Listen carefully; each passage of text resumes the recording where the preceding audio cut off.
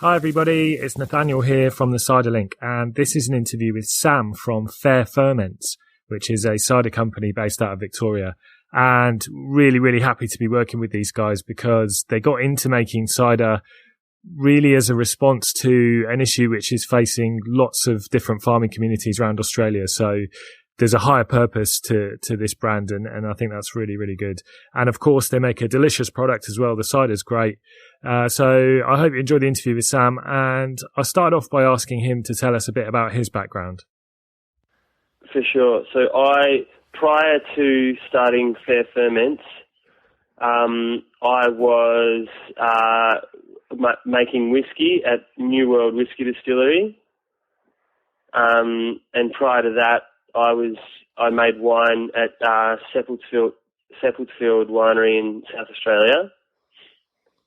So it's kind of been a funny sort of journey across to cider, but I think my journey is kind of reflected a little bit in our flavour profile. You know, like I think I make cider for whiskey and wine drinkers as opposed to cider for RTD drinkers.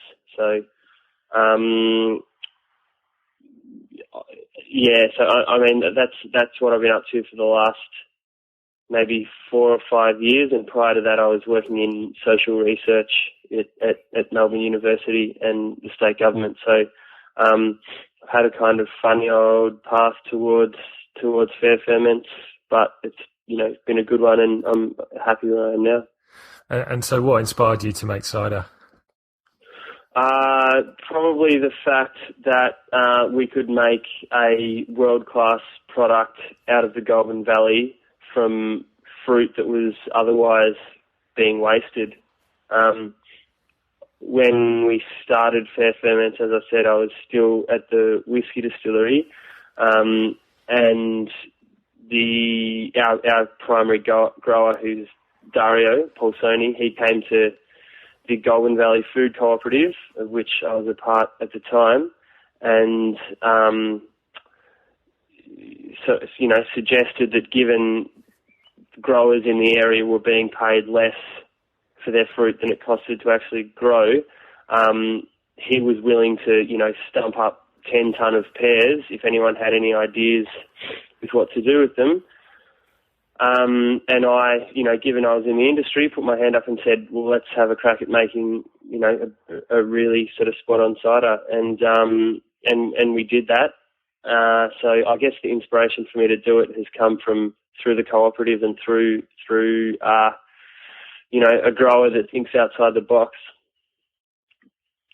Yeah, that's a great story. So how would you recommend your cider be best enjoyed? I think our cider is probably best enjoyed probably considered. I think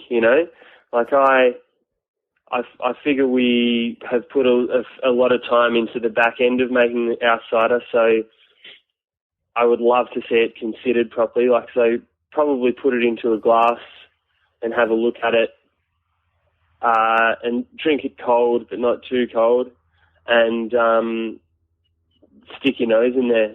There's a lot more to our cider than just what you get on the palate. So get your nose in there and see what you get on the bouquet, because that's sort of where a lot of its character lies. Sounds like a good recommendation. So what's different or unique about what you're doing? So what's unique about what we're doing? I suppose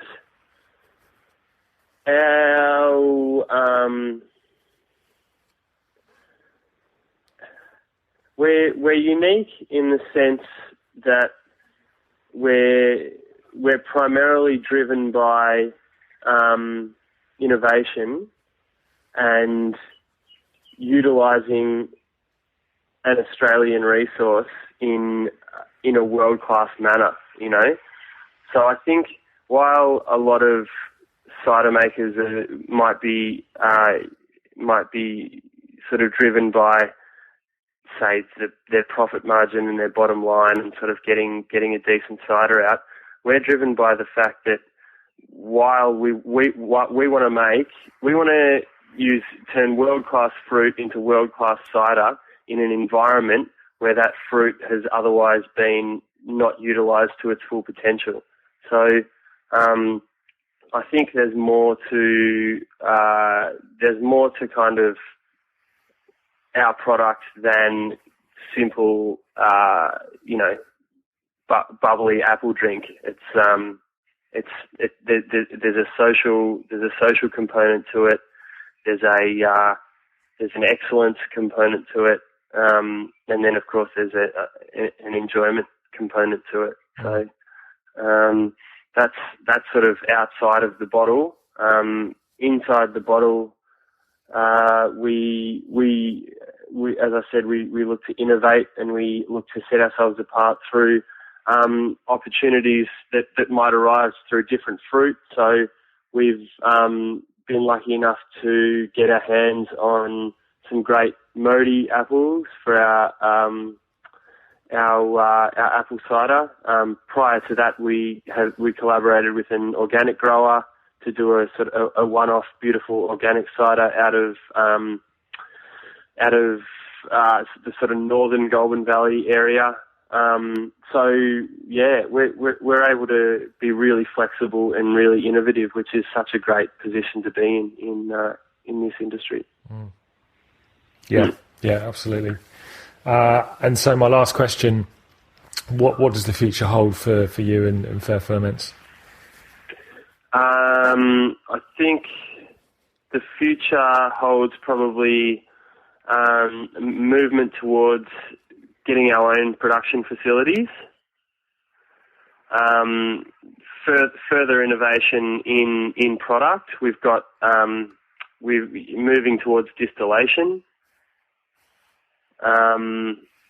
and we've also done a lot of R&D around fruit varieties. So we've worked with the Ripponlea National Trust estate, looking to kind of work on new cider varieties that we can put into our orchard, and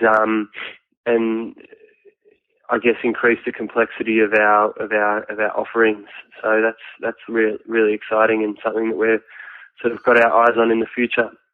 So there you have it. That is Sam from Faire Ferments, and what a great story. Those guys are really a business for the right reasons, and they're making a positive impact, and they're also making a really, really nice cider as well. So I'd encourage you to get involved, give them some support, have a taste, and give us some feedback. Let us know what you think. Cheers.